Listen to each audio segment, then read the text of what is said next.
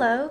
Today we will be making an Austrian-style Paprikahendl or chicken paprikash with Semmelknodel or bread dumplings.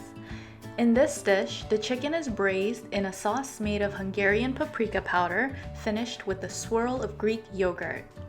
I chose an Austrian dish for this recipe as I'm already familiar with the cuisine and could imagine which dishes would blend well with kimchi. My partner, who grew up in Vienna, Austria, will recreate dishes from his childhood, and we find ourselves substituting in Korean ingredients that we already have at home, or just combining components we think would work well.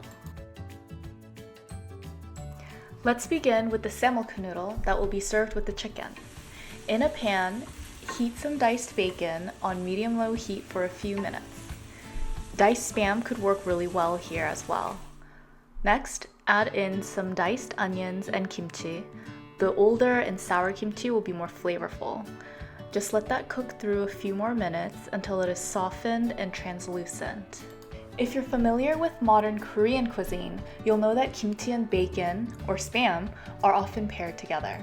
We're going to add this mixture to 250 grams of dried bread cubes, preferably from a Kaiser roll, but I just used French bread. Beat 2 eggs with a pinch of salt. To the eggs, add half cup of warm milk and continue mixing. Pour this liquid over the dried bread mixture and mix very well. We're going to add in 2 tablespoons of chives and a little less than half a cup of freshly grated Parmesan cheese. The iconic kimchi and bacon duo I mentioned earlier can only be improved by the addition of cheese.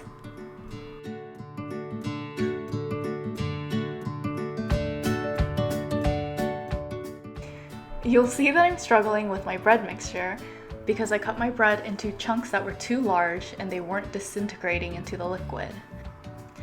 After adding in 2 tablespoons of flour to act as a binder for the Semmelknödel, I continued mixing and used the wooden spoon to try and break down some of the bread chunks.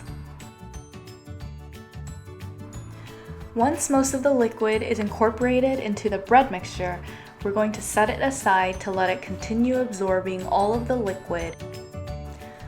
While the bread mixture is softening, we're going to get started on the chicken. To begin, let's dredge the bone-in skinless chicken, about 1.5 pounds, in some flour seasoned with salt and pepper. We're going to add this to a hot pan with about 2 tablespoons of oil or any other butter or fat.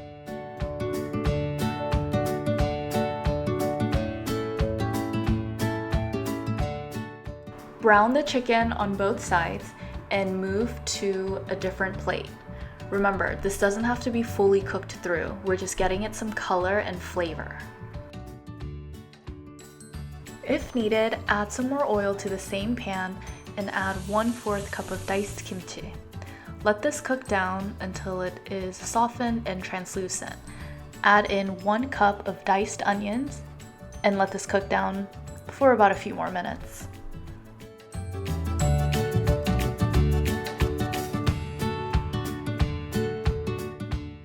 When the kimchi and onion mixture is softened, add in about 4 to 5 cloves of minced garlic and 1 teaspoon of gochugaru or Korean red chili flakes. This is replacing the hot paprika powder that is traditionally used. We'll also add in 1 teaspoon of smoked paprika powder.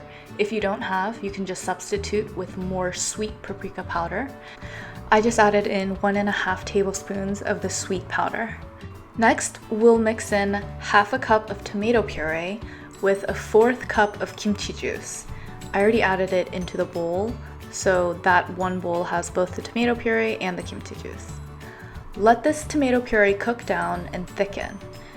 The kimchi juice and the diced kimchi that are added to this will add a layer of acidity and brighten the dish. Add in half a tablespoon of gochujang or Korean red chili paste.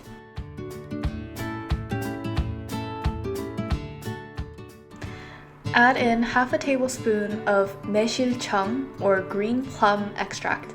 This is used in Korean cooking as a sweetening agent but you can replace this with the equal amount of brown sugar.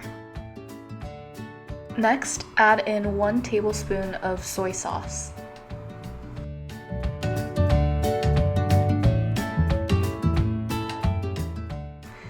Then add in about 1 cup of chicken broth.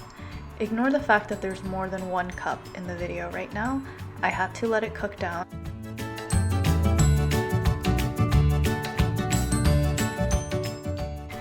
Once all the ingredients have been combined for the sauce, let it simmer and come together.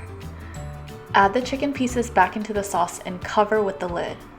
We're going to lower the heat to a simmer and cook for another 40 minutes or until it is fork tender and cooked through.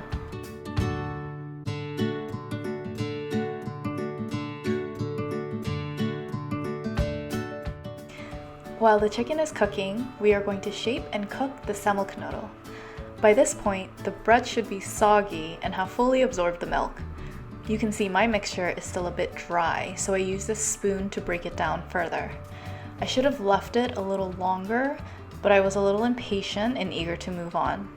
You can still follow these steps and should be fine as long as the bread mixture sticks together. Use your hands to work the bread mixture and knead it into a loose dough. This will ensure that it won't crumble and make sure that it actually sticks together. Flatten some of the bread mixture in the palm of your hand and place a chunk of the cheese in the middle.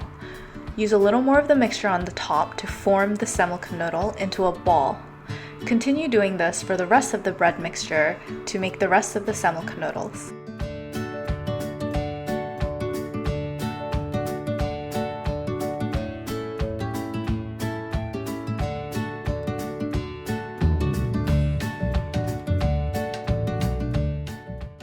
Once the Semmelknödels are formed, heat enough water in a pot to cover the Semmelknödels. The heat should not go above a low simmer. The water here is way too hot and the Semmelknödel just broke apart. That's also partially because the bread mixture wasn't soaked fully when I went ahead and still shaped them. I decided to pan fry a few because sometimes leftover Semmelknödel are sliced and pan fried to enjoy it in a different way.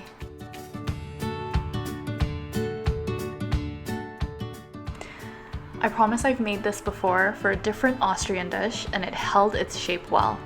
I actually made a smaller batch off camera to use for the final photo and it was fantastic. These were actually really great and had a nice cheese crust. Back to the chicken, we're going to add in some Greek yogurt for a creamy finish to the sauce. In a bowl, mix 1 tablespoon of flour to half a cup of Greek yogurt. Be sure to mix thoroughly so the flour is fully incorporated in the yogurt. I forgot to film this next part, but I'll just walk you through it. Put a few tablespoons of the heated sauce in the bowl of yogurt and mix well. Once the sauce is incorporated into the yogurt, add a few more tablespoons of the sauce and mix it again. This will temper the yogurt so it won't curdle when you add the cold dairy mixture back to the warm sauce. Add the entire yogurt mixture to the pan and let the chicken and sauce come back up to temperature. Season with salt to taste and sprinkle with chopped chives. Serve with Semmelknödel or with any bread dumplings, noodles, or rice of choice. Thanks for following along and I hope you enjoy this dish. At home, when I'm craving Korean food and my partner is craving Austrian food, it's a fun activity to piece together one meal from 2 separate cultures, and I can't wait to see what we create next.